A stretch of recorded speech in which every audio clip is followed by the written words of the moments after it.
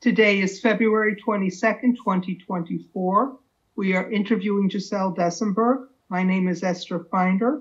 Ms. Dessenberg is in Sarasota, Florida. I am in Henderson, Nevada in the United States, and the language will be English.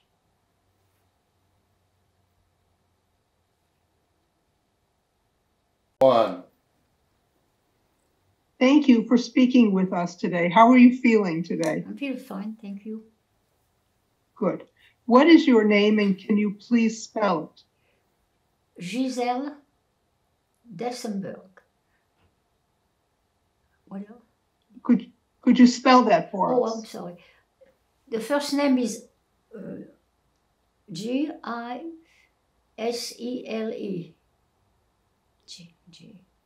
And the last name D like David, Esenberg. Dessenberg. What was your name at birth? My name was Giselle Dray, D-R-A-Y. Where were you born? In Bordeaux, France. And when were you born? August 1933. And forgive me for asking, but how old are you today? I'm 90. Yeah. What was your father's name? Nessim Dray, N-E-S-S-I-M. In Hebrew, it means miracle. Dray, D-R-A-Y. And where was he born? He was born in Morocco. Zawina, something like that. I have the... Do you know when he moved to France and why? 1920. Well, he started to go in he got married in 1929, but he started to go, I think, 25. He was doing exportation of shoes between France, Morocco, and Algeria. So he met my mother in Algeria.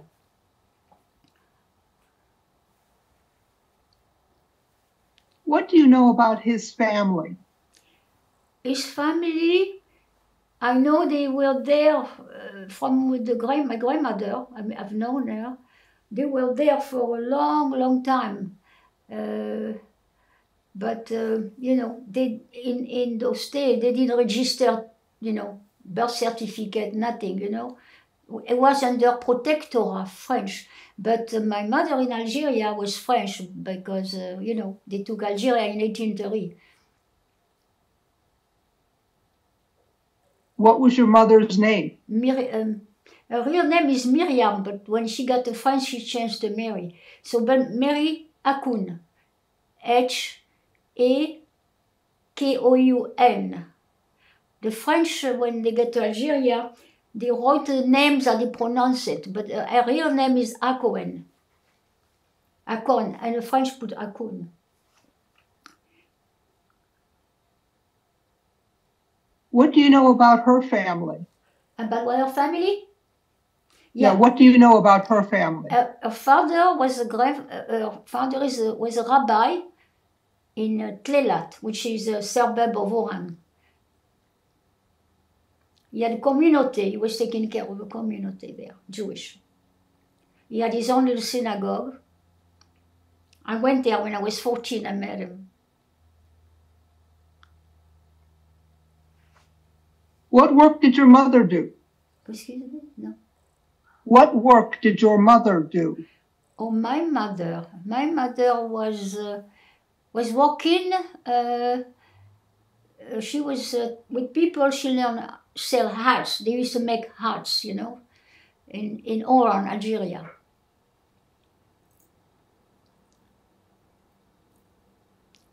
How many brothers and sisters did you have? I had 8, but 2 died. One during the war and one 18 months old, just before I was born. She lost a little girl, yeah. But 8 alive. But I just lost my sister. Yeah? Were they older or younger than you? Well, one, two. Two was older than me, and the rest, they were younger, of course. Yeah. What are some of your earliest memories from your childhood? Childhood. I know I was going to nursery school,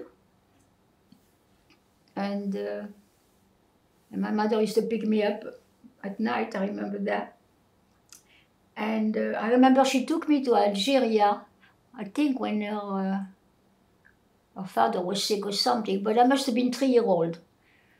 And I have very bad memory from 3 up to 5 years. 5 years, I was in France, and I grew up, I went to school.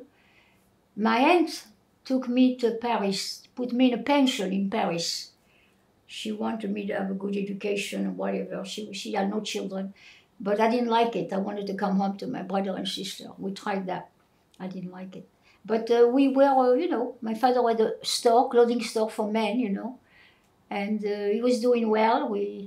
They were in the 30s, they 30 years old. They were doing okay, and they got a house in a suburb with it was an older house, but it was a lot of land. It was very nice, and we used to go on the weekends. And then I remember the bombing of the German. We used to go at the cave at night, 2-3 times a night sometimes, That I remember. And then in 1939, 40, I've go too fast, okay. I want to stay in your childhood before the war for just a little longer. I want to stay before the war just a little longer. I have a few more questions before the war started. What religious traditions did your family observe? Tradition? Religious traditions. Yes, all the holidays. My grandfather was an Orthodox rabbi.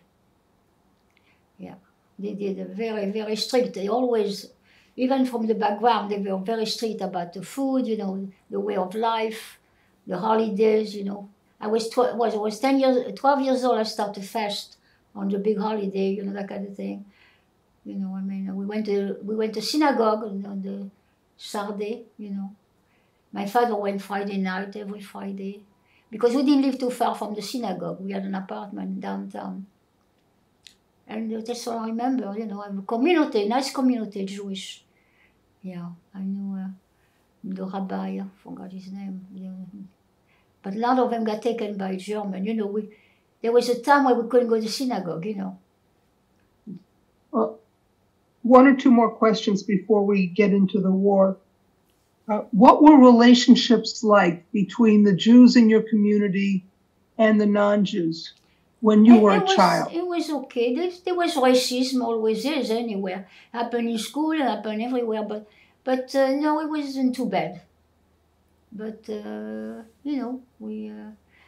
went to school one time. I was in a play, and I was going to be the star of the play, dancing, and I was repeating, going every week. And then when I came one time, I was late, and I heard the teacher says, "Where is the Jew?" She's late, the Jew. And I got so mad, I went home, and I told him I was sick, I couldn't make the play. I never told anybody, I never told my mother either. But those little things like that, but it's, it's part of, in any country there is racism, like here too, But I live with that, we live with it, it wasn't bad. But we were not showing off, like we lived discreetly.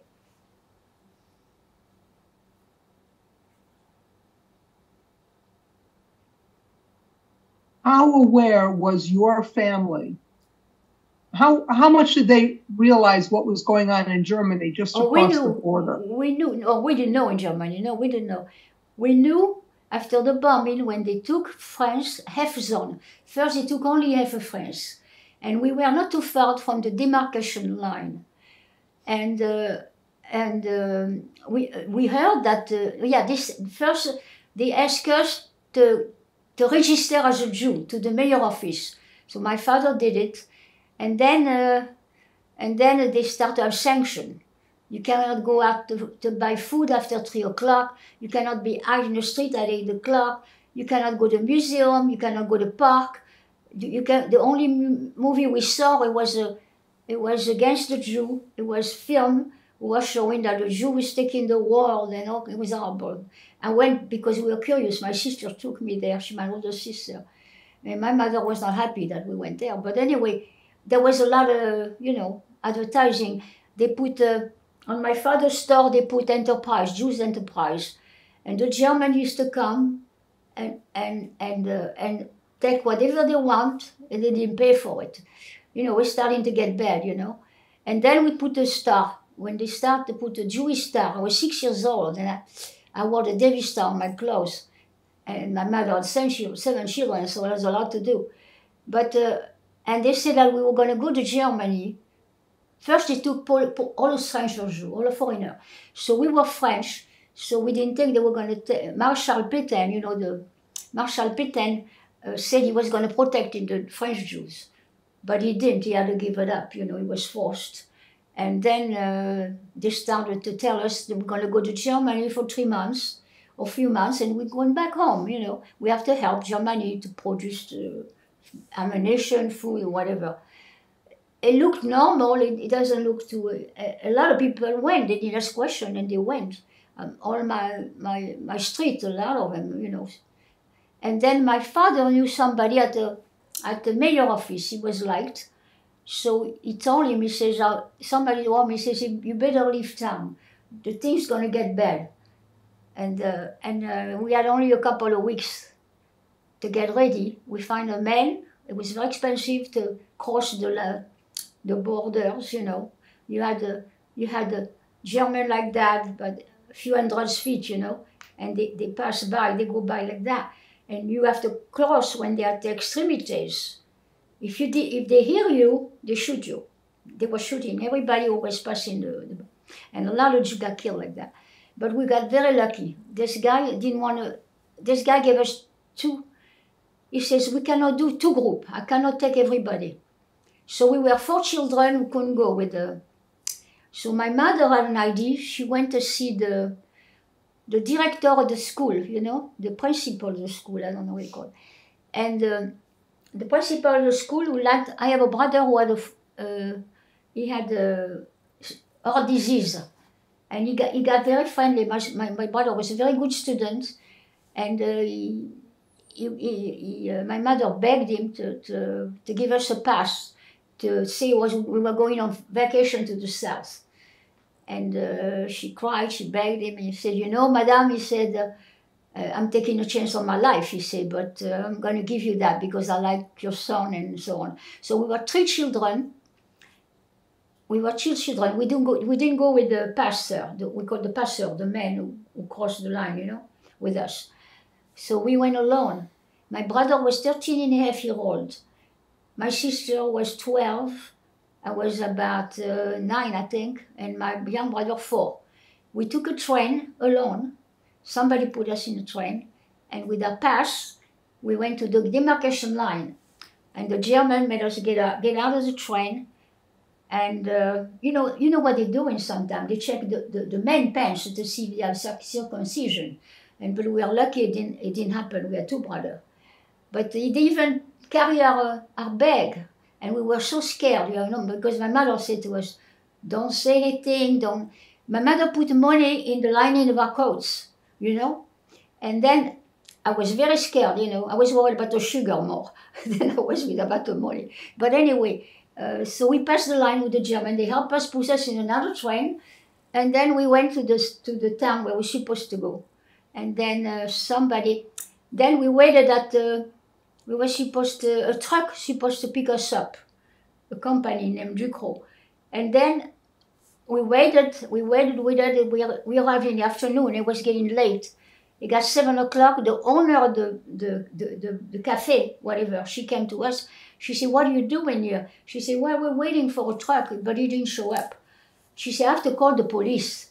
I said, oh, no, please, we want to go on vacation. And we start to cry and all that.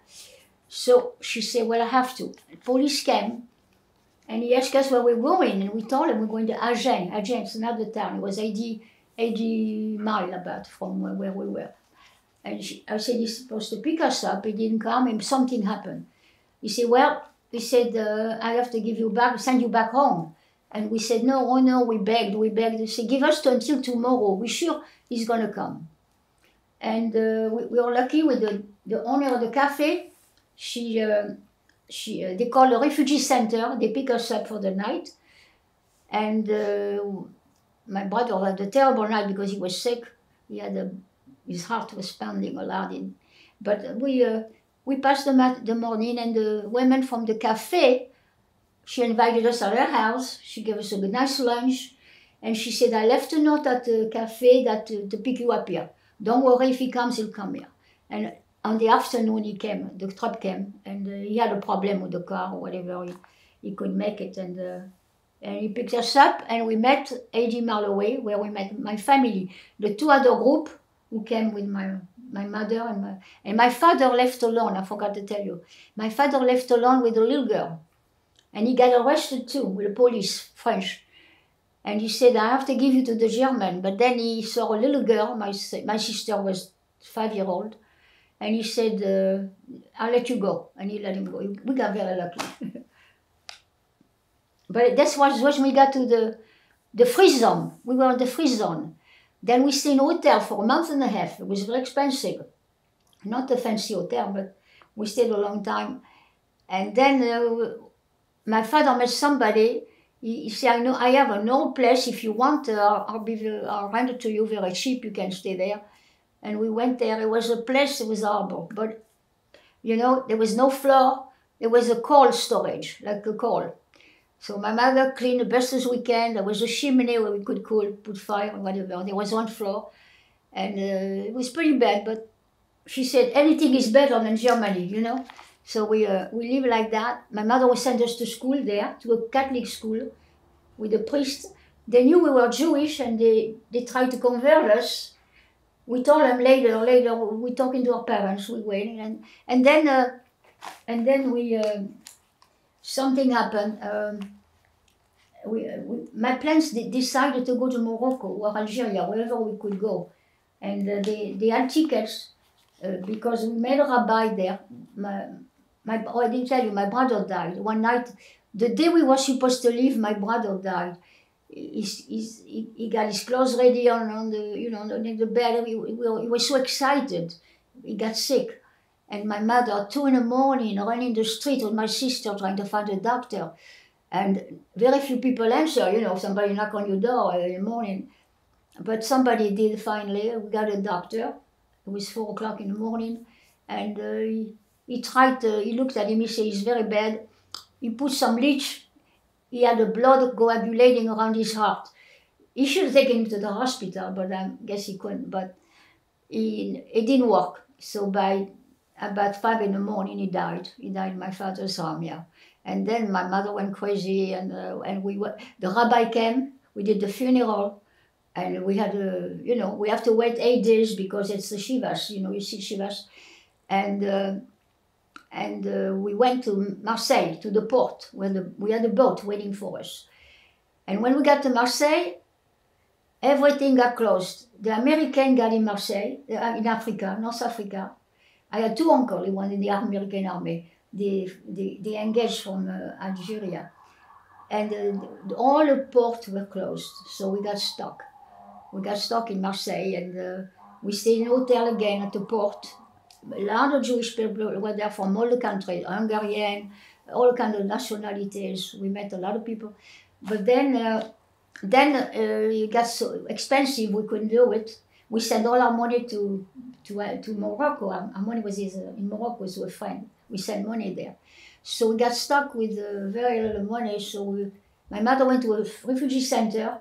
She said, look, we got stuck here, and because my father was born in Morocco, so they gave us they gave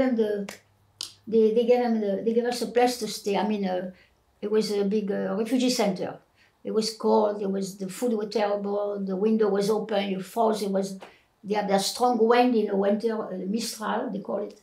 It was very, very difficult. We got sick. We had no food, very little food. We used to put the onion with the water. There was the soup, you know. It was very, and we started to get disease on the skin. So my mother put us in a hospital there in France. And and it was Christmas time, and we had a great meal. And we told my mother, don't come back for a few weeks. We're gonna eat some. They have food here, and she did. And from there we were sent to another center in a village in a Provence, up in the mountain. Okay. I would like you to clarify something for me. Both of your parents were born outside of France. And you had mentioned, you said your father in Morocco and your mother in Algeria? Yeah. Am I correct? Okay. And you had mentioned a few minutes ago that the Germans went after foreign-born Jews. Weren't your parents concerned? Could you clarify that? Wait. You're asking me if my parents were Jewish? Is that it? The foreign-born Jews. You said the Nazis went after foreign-born Jews first before they went after the French Jews. Oh, yeah. Weren't your parents concerned about not being born in France and having the Germans like this? Of course we were concerned, but they didn't touch French people because my mother was French. So even though she was born in Algeria, she went to French school in Algeria, and a lot of French went to Algeria too, you know. But she was French. Because she was French, she had the right of French people, you know. I don't understand. She had French citizenship. She was a French citizen, yeah. And your father? My father, no, your father? He was.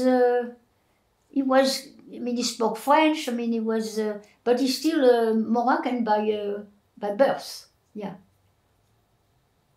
So my question is this: were your parents concerned that the Nazis would go after him because he did not have French citizenship? We were always concerned, but they didn't, because my mother was French. They never bothered us for a long time until 42.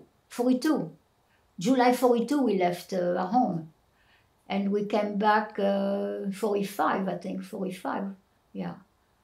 And when we came back, we were bombed by the American. We were listening to BBC. You know, they used to say to her, "We're gonna bomb pretty bad your town. You better go in the mountain.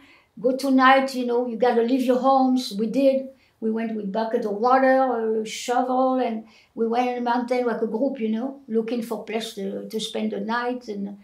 But we were bombed by, I saw like you call those, when somebody shoots, you know, we used to see metal of fire around us. It was terrible. We used to lie down. As soon as a bomb would come down, we would lie down. But finally, in the morning it stopped, and we came back home, and the German, the German left. They killed there was a lot of French underground, you know. They were helping, you know, the American. My father was there, find a job like a few days a week. He would go to guard in a mountain, for electric plant. He was guarding, and the American came, they parachute there. My father helped him and let him sleep in this cave with him. And he had all his Hebrew book, he was praying. We were afraid, of course, we were afraid we could kill. The German could have picked us up anytime. Because the German came in free zone, you know, when we were in the mountain. But anyway, he saw a lot of parachutists American. He brought home those parachutes, the material. We made shirts with it, you know. It was amazing. They used to give us chocolate, gums, stockings, and we used to give them We used to give them vegetable. They were dying for tomato, for fruit, for that kind of thing. And now, one time they camped all around there was a square around the house where we were, a little house. And they camped there with tents. And that's when we, and I met a lot of American, and I hurt myself in a fountain. My hand was cut badly. And the doctor, he took his helmet and he cleaned my hand, he put a bandage.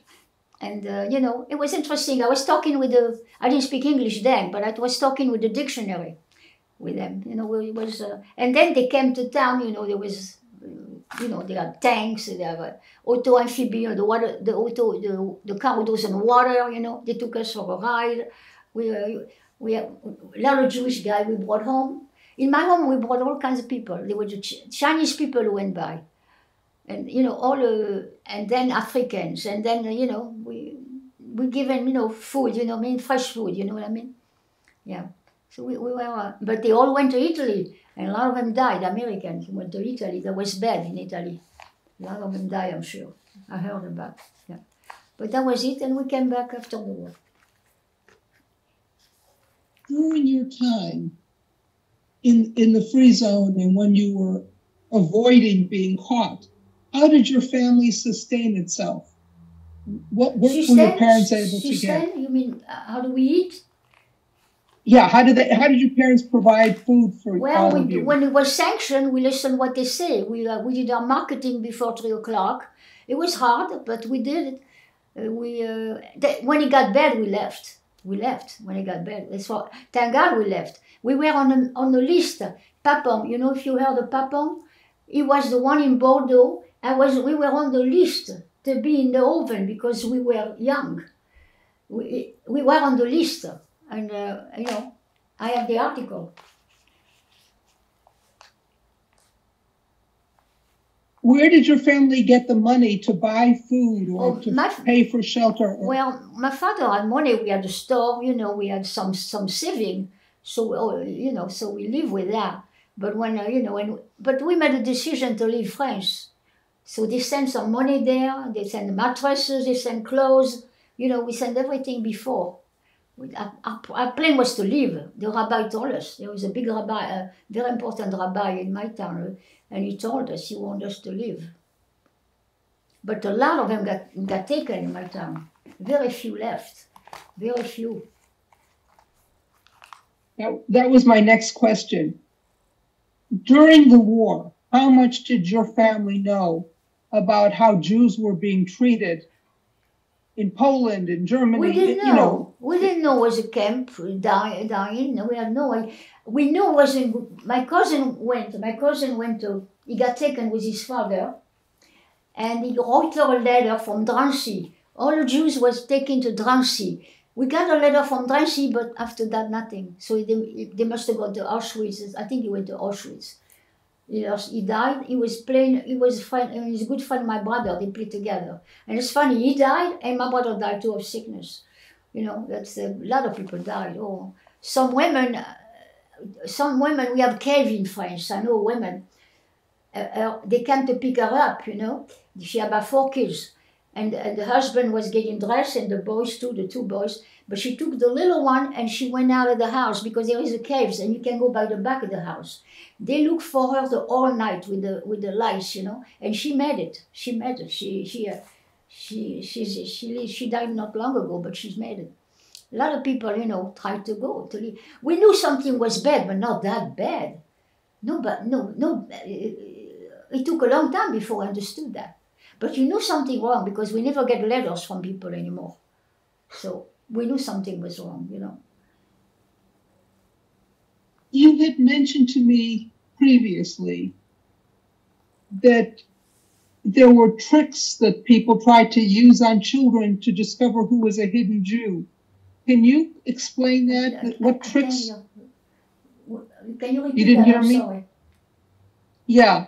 You had told me before that there were tricks that were sometimes used to try and get children to admit that they were Jewish, or to show that. At school. Can you please?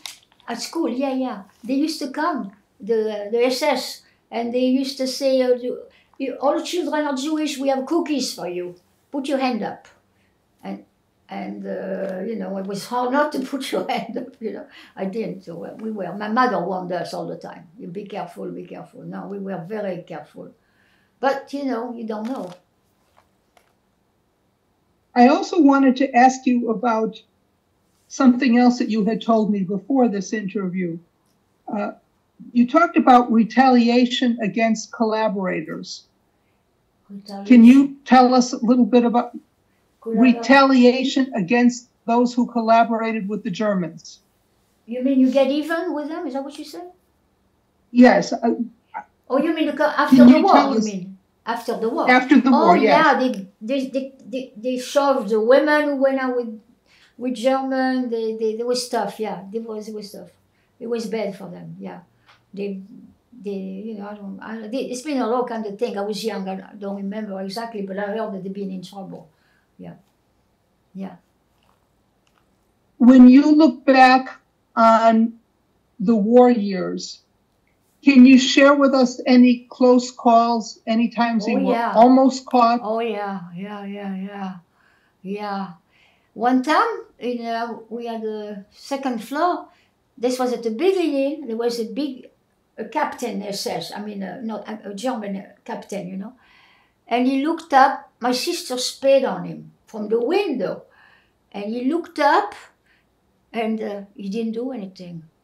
I was there, and we thought he was going to kill all of us, but he didn't. He walked away. And also, we used to go to an American, what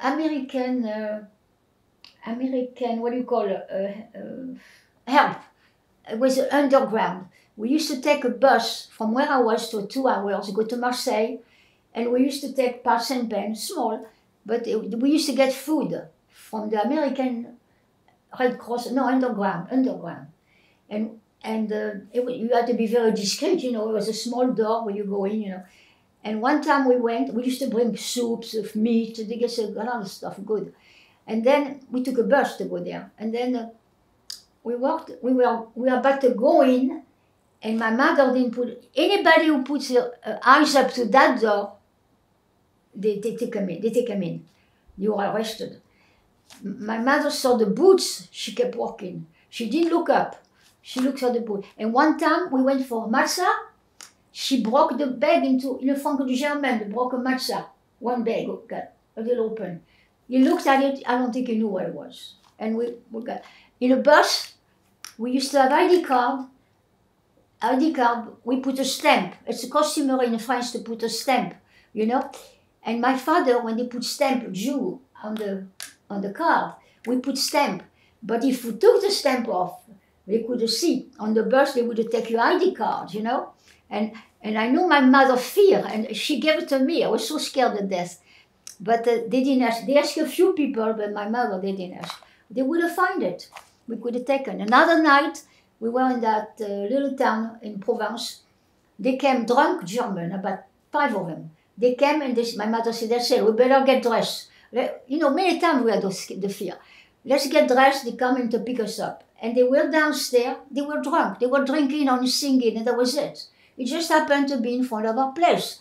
But you know, there was always fear, no matter where you went with the German, you know. It was scary. I still dream about it. I still dream they tried to shoot me. Not something at my age. You don't forget. It disturbs you. But, you know, yeah, I don't do it all the time, but sometimes I do dream. But many times I don't want to go into it. I mean, my parents, the one who were, not us, but them. My mother was asthma, my father had a kidney disease, they weren't well. But they're great parents, they've been wonderful. They used to have a piece of bread. When we went to the refugee center, they used to get their bread and give it to us. They didn't eat any bread, my parents, you know? So it was a tough war. You were telling us a moment ago about the Americans when they came in, when you were liberated. What was the state of your health at the end of the war? My health, I was about to get TB. And I got sent by the Red Cross to Switzerland. I got into a very rich family, very nice, not Jewish. but very, very nice. They dressed me, they bought me clothes, they sent me to school for a few months. I learned how to make clothes. It was nice, very nice. I went to skiing, I learned how to ski. They were great to me, great to me. Nice people, Jacquard, the name, very nice. Mr. and Mrs. Jacquard, very nice. And I met the daughter, I went back. With my husband, I went back to Switzerland, I met the daughter. I saw her again. Did you go to Switzerland alone? Excuse me? Did you go to Switzerland alone? Yeah, I went to Switzerland when I was engaged to my husband, yeah. But I was old. After the war. After the war I'm talking. But during the war, I went to Switzerland, I went to school there. I learned about Guillaume Tell, all the Swiss history, you know. Yeah. You went alone, or did somebody take you? Well, they put me in a plane or something. I forgot. Train, I don't remember too well. I was what, 12, 11, 12, I think. Yeah. But that was good after the war. What a peaceful, you know. It was peaceful, you know. Yeah. And how long were you in Switzerland? About 4 months. I don't remember. Like 4 to 6 months. I don't remember too well. I don't remember. 4 months, I'm sure I know. They put me in school. It was very cold. Oof. I remember that. Freezing. But I loved it. It was nice. Then you came back to your family? Back to my family, yes. My parents we didn't get a home right away. We got a store. We got robbed of everything, of course. The apartment too. We had not people moved in our apartment. They didn't pay rent. The German told them they didn't have to pay rent. Our house was occupied too with the what do you call French veteran. So it was very hard to get him out. He had no leg, amputated, with the 7 children.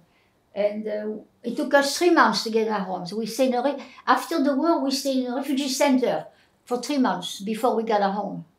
Yeah, but we did, and my father started again slowly. It was difficult, but they did okay, fair, you know. They were getting old, you know.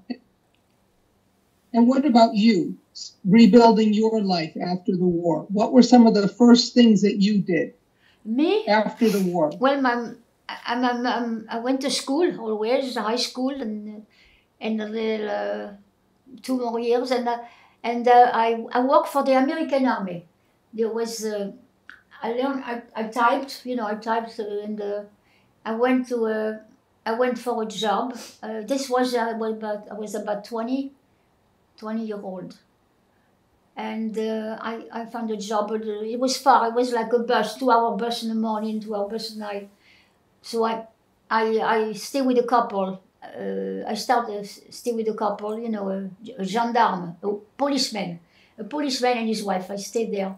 The weekend, Friday night, I go home for Shabbat. Yeah, and then I met my husband there. I don't want to make a long story. I worked a few years there, and I met my husband there, and he sponsored me to the United States, and I married him in New York City. We were married at Emmanuel on 5th Avenue. But it's reformed. It was reformed. There was no talents, no nothing. I was surprised. I never saw that before. Yeah, but anyway, it was nice. Nice in-law, very nice. We married in New York. When did you come? What? I'm sorry. When did you come to America? July 2nd, 1958.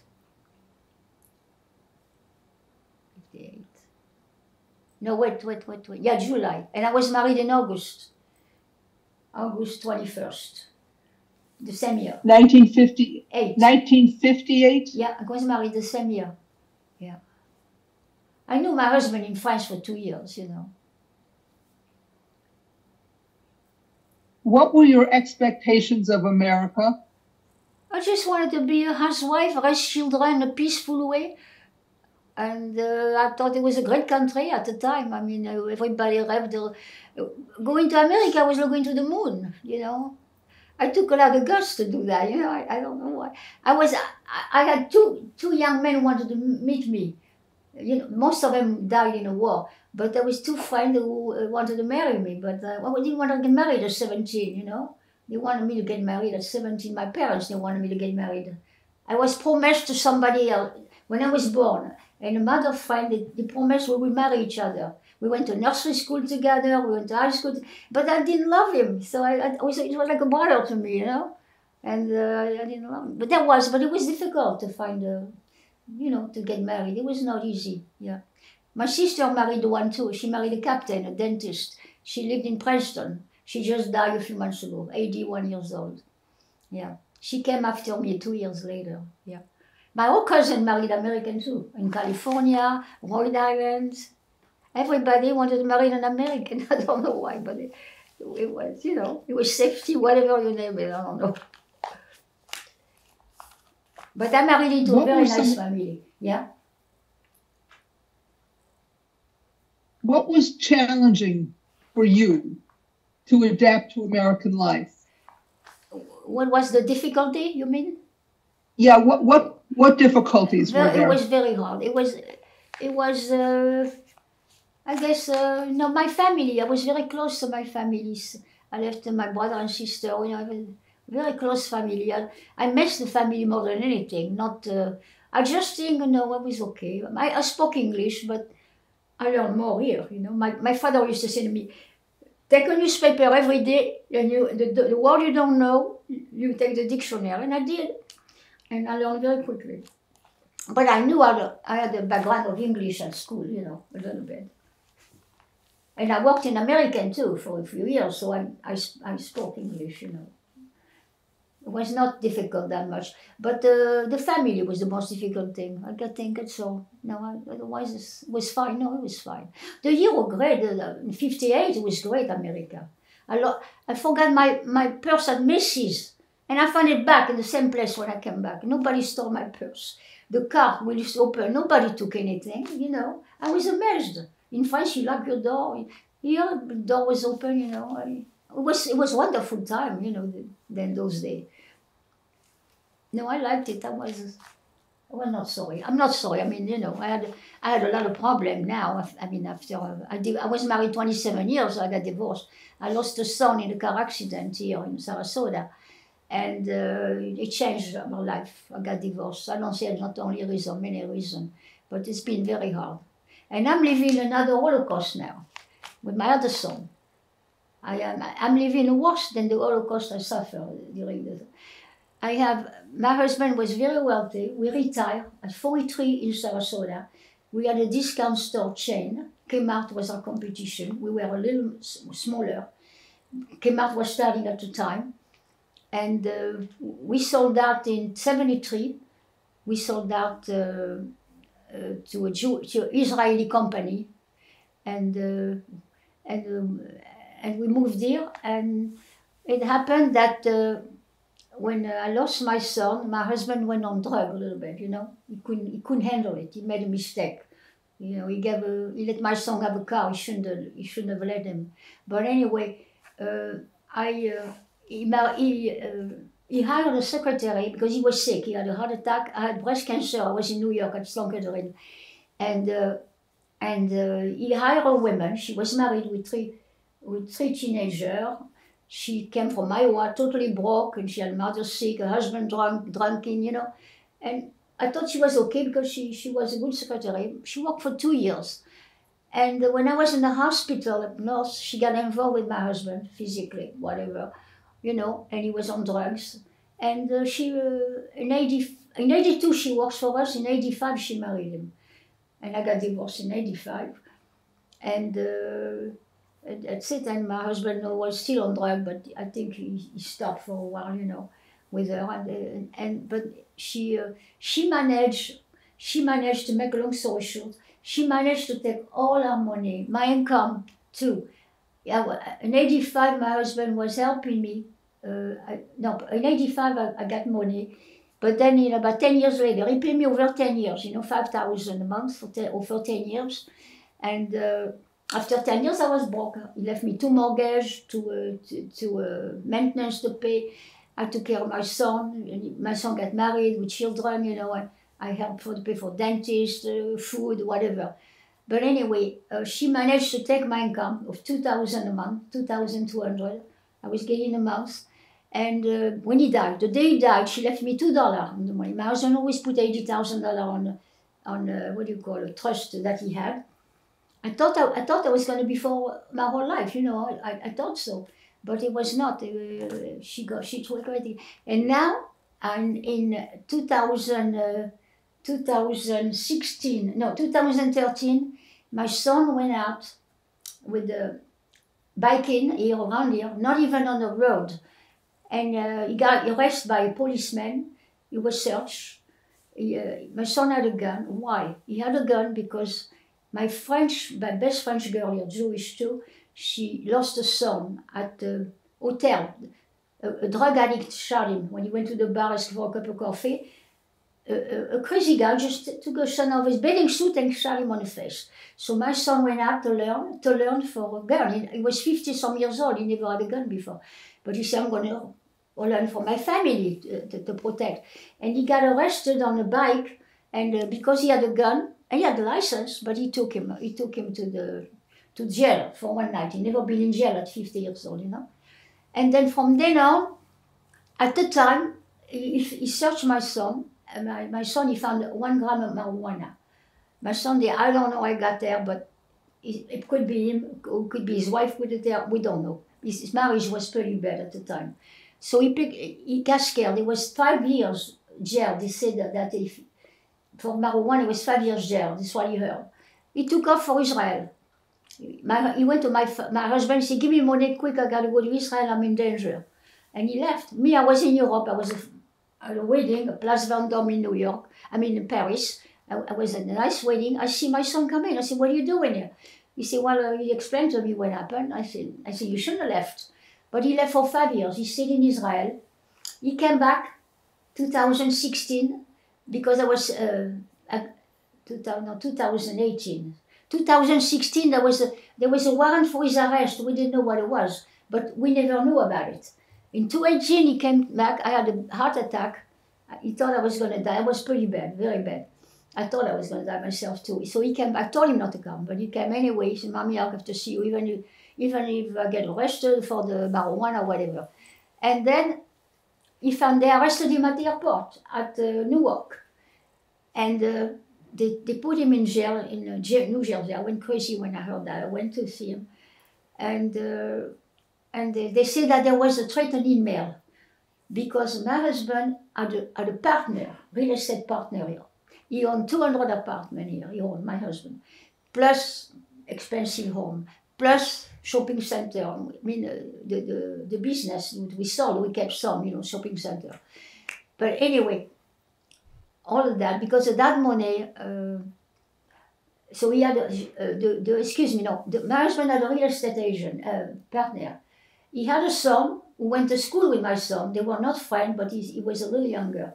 And this is the one who was working for my husband he was working for my husband, for probate, for real estate. He was helping him, And he said that my son threatened him with the email.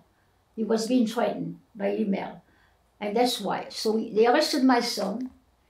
And my son fought because he went to Emory University. He's what do you call it? Architect computer. He's he invented a search engine. We fought Google for 2 years because Google used that kind of engine too at the same time. So we didn't win, but there is always a hope that But we didn't have any more money. I didn't have any more money at 2018. So I couldn't get the money to my son to fought Google.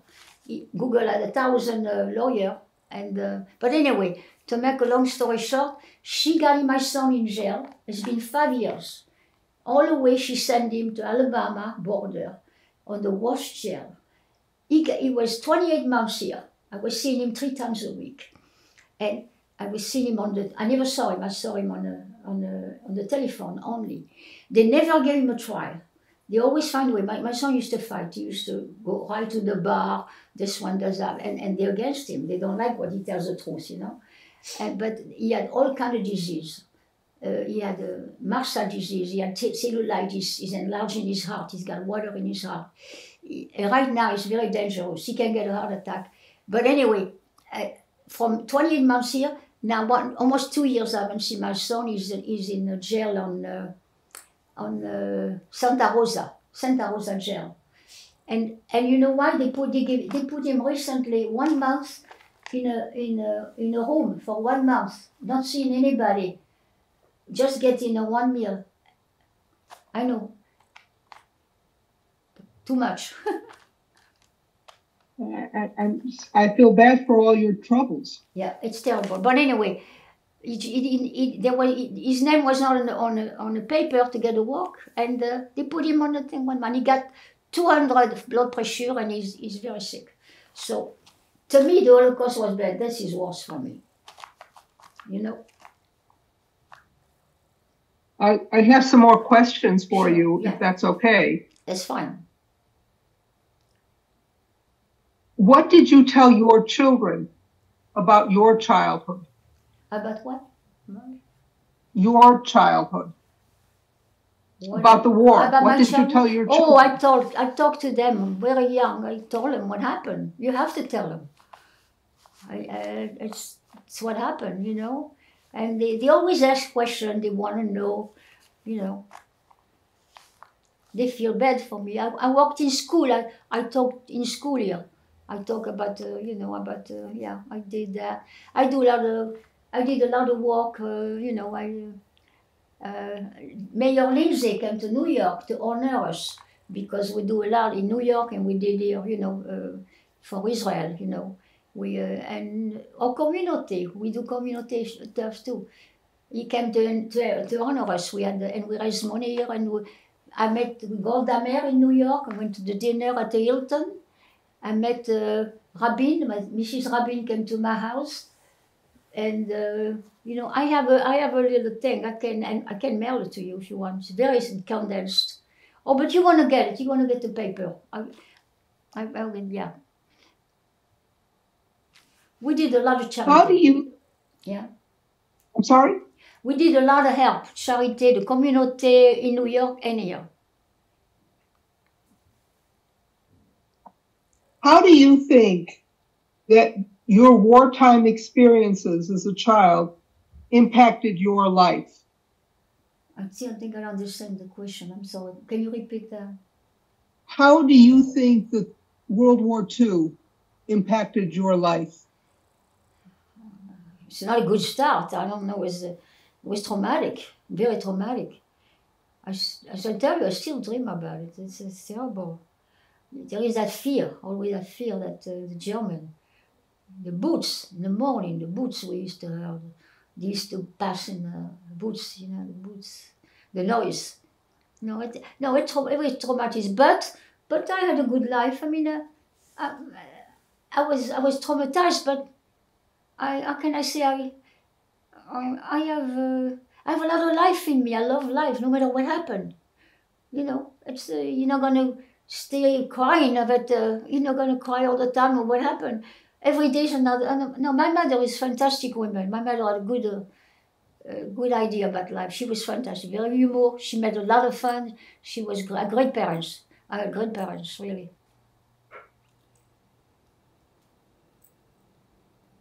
How has the situation in Israel today, How has that impacted you? how does that? What? What happens now in Israel? Oh, I'm so mad. I cried. Oh, I can't believe what's happening. I thought we'd never see things like that again. Because in a camp, you know, I had a friend who in Auschwitz, you know, who went to Auschwitz. And it's the thing she was telling me. You know what she used to do, the mother do? When the kids come out of the train, she had to send them to the oven. This one goes to the oven, this one. She didn't say it, but she told them, oh, we're going to take care of you. She had to. She felt so guilty, you know, about this, you know. She would never talk about the war. She said 4 women. They're in Israel, and they have a lot of children today. They live. She used to put, there was a German woman who liked her. She took her to her factory. She said, you're going to do munition. and she used to feed her a nice lunch, every day. So she used to put food on the hem of her dress for 4 women. She fed them every day, and they survived. The other one dies, but because no food. But she saved the life to 4 women. And you know what? Funny life. When the Red Cross picked her up, afterward from the camp, she was supposed to take a plane. The Red Cross, and she got sick. She got very sick. She couldn't go. She missed the plane, and you know what? The plane fell down. Look at her survival. It's unbelievable. And she lived here in Sarasota. I lived 4 years next to her. She died recently. But she could tell a story, unbelievable. Yeah. So, sure, it affects you. It does affect you, but life goes on. And Jewish people, that's the idea. You got to keep going, right? That's the way we are. I think it's in us. I think it's planted in us, in our gene. That's what I think. Is there anything about the warriors that you haven't shared with us that you would like to before we finish the interview? No. It's a lot of things, but I forgot a lot of little things, I forget. I had, I had 4 heart attacks already. I'm not well. I have fibrillation, I take a lot of medicine, some kind of. But I'm sure it will come up. But if it does, I can write to you. I can email it. No? No, that's okay. I'm sure there was a lot of stuff I didn't tell you, another thing, Okay, I have one more question. Sure. What message do you have for people who will watch this interview in the future?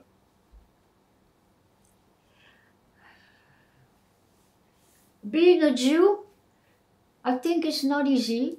Just like being black or Spanish, or there is a lot of racism. But I think my father said there will always be another Hitler. Like now we have a Putin. That's what Putin reminds me of Hitler. It's one man. You don't think one man can change the world, but my father said one man can change the world, and he was right. And you got to be always careful, and don't hurt people, and live by the commandments. That's how we lived. That's how we live. My parents were religious, So I don't know. And I think it's helping us, religion. We have costume, you have you have a holiday, you have I think that's what keeps you going, And you have to love life, Life is a mystery. Life is a great thing to have, Life is precious. If you save one life, you save the world, my father told me. And you know that. I'm sure you heard it before, right? Right. No matter what you do, you gotta help. You can be selfish and just think of yourself. That's what I think people are now. They're becoming selfish, or they're afraid to get involved. But anyway, that's about it. That's what I think. I thank you very much for speaking with us today. Thank you for having me.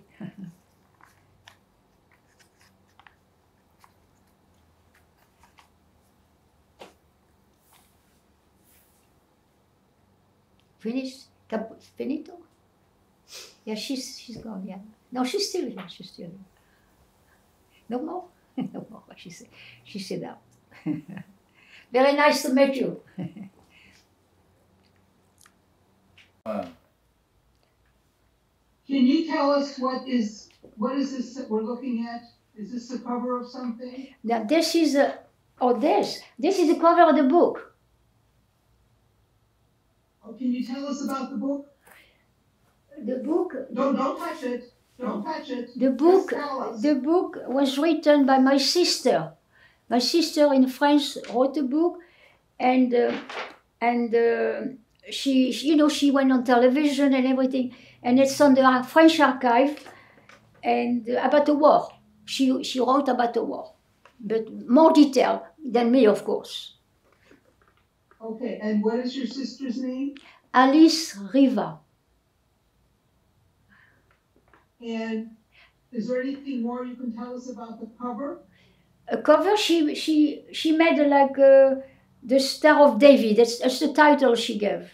The Star of David, and as this is a picture of us just before the war. We were with my family just before the war, and when, so they made it look like a Holocaust. You know what I mean? With a grill, whatever. And which one are you? I didn't get it. Which one are you? Are you? Oh yeah, I'm in here. I'm here. Don't touch it. No, Don't touch it. I'm there with Just the, use words. with the hero, I think, somewhere. Huh? I see it there. Yeah. And your name? Giselle, Gicle. Last name? Dre, my maiden name, Dray, and but Dessenberg, in Dessenberg. Thank you. I'm being filmed. I'm being filmed. I'm being filmed now. No. Oh.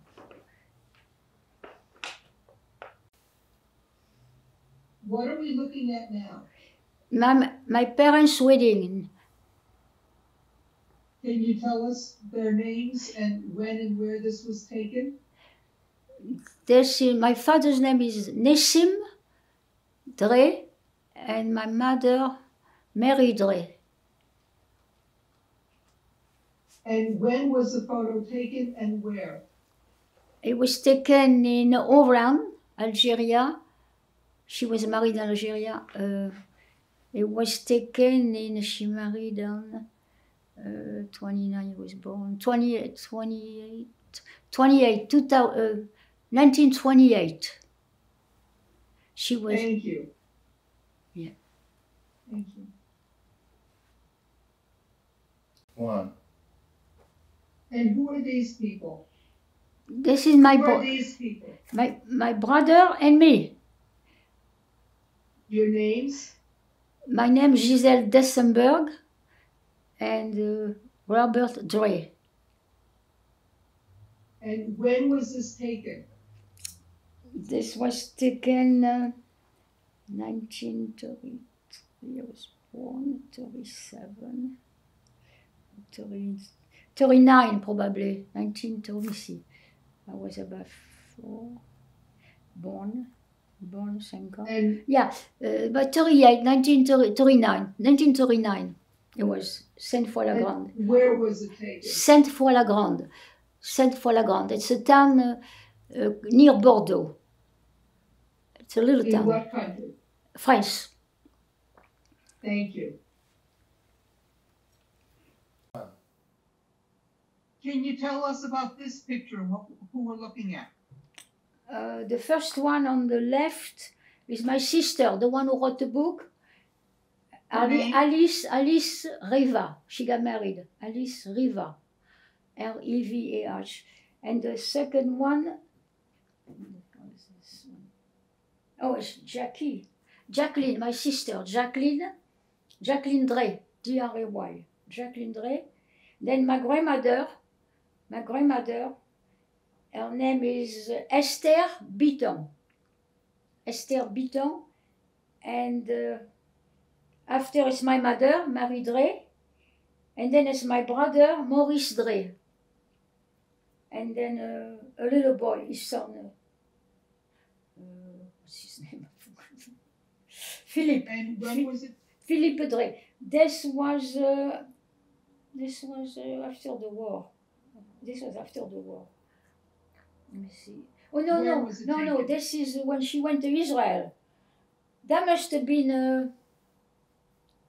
She must in the 1960. It's that little. She decided to go to Israel. My grandmother. On my father's side. I don't know. And where was it taken? It was taken, and I don't know where. It was taken at the airport. We were taken out to the airport. What country? What city? France, what country? France, Bordeaux, France airport. Yeah. Thank you. Okay. From left. What are we looking at now? I didn't hear. What are we looking at now? You're looking at when Lindsay came to New York. If I left, you're dead. If I left when we were in our pants, stop it. Oh my God, because we made a whole boo-boo. Listen, this was Giselle Dessenberg when Lizzie came. We took a picture at the temple. My husband, Charles Dessenberg, And- Rabbi Ofer of a synagogue here. He's from Israel. And then John Lindsay, and then my brother Milford Dessenberg, brother-in-law, and sister-in-law, Zita Dessenberg. It's all family. And when and where was it taken? Taken at the synagogue, I think it was a synagogue. Don't touch it. Synagogue, Temple Emmanuel, I think. Temple Emmanuel, Sarasota, Florida. I think I'm telling. And what year? I got it here. 85. 83. 83, I think. Eh? This is 83. Okay. 83. Thank you. Thank you. And this. Please tell us about this picture. Okay, this is a wedding of my son's daughter, my sister's son. My sister's son in Israel. He married an Israeli girl. Okay, the name is the one. What's her name? Oh, my sister-in-law. Can you go right to left or left to right and tell us Okay. who these people are? I'm gonna go right to left is what I'm lost here. Right here. Right is here, right? Mm-hmm. Yeah. Okay, this is one sister in blue. The Israel. She lives in Israel now with children there. Well, she's been living there. Her name? She's been living there a long time. Her name? Arlette Dre. Arlette Dre. Après, the next one is Lucienne Dre. Lucienne. Lucienne. No, Wolfson. She's married. She was married. Lucienne Wolfson. I'm sorry, Wolfson. And then my mother, Marie Dre, and then my sister Alice Dre, and then my nephew. Oh, I blank all the time. What's his name? Daniel Dre, and then his wife Miriam Dre, and then Joseph Riva, the husband of my sister, and then me, and then Your name? my name, Giselle Dre, I forgot my name. Yeah, and then Nadine Riva. And where was it taken? Was taken in Israel. Do you know when? Jerusalem. It must have been, let me see, she's about 7 years old. 7, 8, in the 74, something like that, 1974. Okay, thank you. Okay, this Can was, you tell us about, what is this? this is a dinner, 1973, at the Hilton, with the company we sold our business to, for an Israeli company. And my family is there, 5 people, my family, my husband and me. Charles and Giselle Dessenberg, and then Mrs. Eleanor Dessenberg, and Mr. Milford and Mrs. Dessenberg. And Theodore Bigel, which was an Israeli star, some movie star or something. And I don't know, the other one is all the people, the companies we sold to. And we raised the money for Israel. What did they say? Education on Israel for the Tel Aviv University. We went there. They received there for 3 weeks there. They took us to Israel, to see Israel. That's it. And what city was this picture taken in? This New York, Hilton Hotel. Thank you. Yeah.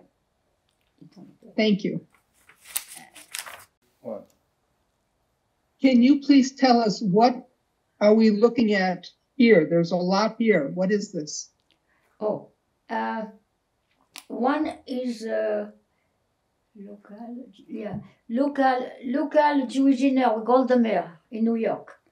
We had that. And then you see the Lindsay we saw one time already. And then, but it says all the organizations that I was affiliated with. And then I received Mrs. Rabin here. I had a lunch in my home for a lot of people in her. And then Rabin thanked us. We gave him money for Israel. I don't know. I don't remember what it was. Whatever. So approximately when did all these things happen? Can you give me some time frame? Yeah, some 73 and 83. The two of them, yeah. Okay, thank you. That's all. Who are these people? This is me and my son and my mom. Can you give everybody's name, please? Yeah, from the left. Roger Marks Dessenberg. Me, Giselle Dessenberg. Mom, Mary Dre. And my son, Keith Marks Dessenberg. Yeah. Don't forget And Marks. when was this taken and where? This was taken in my home in Sarasota. I had a home, I forgot the address, 42, 43, Pine Bay Road. I forgot the number. 42, 43. And what year was it taken? That was taken before we died, 1974. 1 year we had moved Thank to you. Florida. All right. See, What is this that we're looking at now? an award of merit. I can say that word. Award of merit. Award of merit, yeah. For me. I don't know what the year was for that. And your name? 1981. My name, Giselle And Dre. what was it for? And what was the award for? For helping, what's the name of it? What does it say? Award. What? Combined Jewish Appeal campaign. It's a long time ago. Thank you. 1973, something like that. 1. Okay. What is this? Là, this is when we went to Israel University, they received us, they sent us a car, we went to visit the whole university, and my husband paid for a building, a part, the biology thing. And that's what it is, I think. Yeah. And I'm there with my son, my husband. Yeah, my husband is there, that's right. And your names, please? The name. Your names, please. Name, Giselle Dessenberg. Okay? Keith Marks Dessenberg, Roger Marks Dessenberg. Who else is there? What's his name? I know his name. Jack. Oh. Goldman? I think it's Goldman. Yes, the one agent. And the director of the school, I forgot his name. I don't know.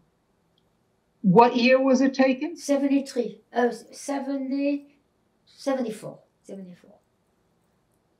And this was in Israel? In Israel, yeah. Wait, let me see the building there is. Okay, thank you. Okay. Thank you very much. And this now concludes the interview today. Okay, thank you for listening to me and being patient. She's patient, I have to be. Cut.